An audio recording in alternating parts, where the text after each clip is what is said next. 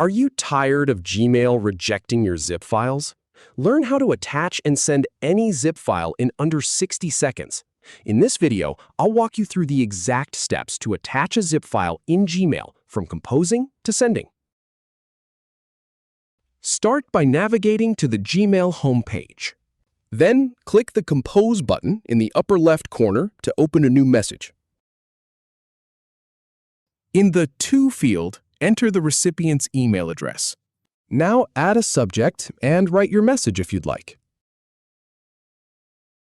Click the paperclip icon at the bottom of the Compose window to attach files.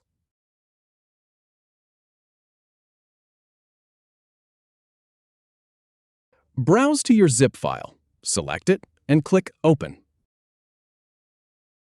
Finally, review your email and hit Send. If you have any feedback or if any info is inaccurate, please leave a comment below. We'll do our best to answer or redo the video if needed. Thanks for watching.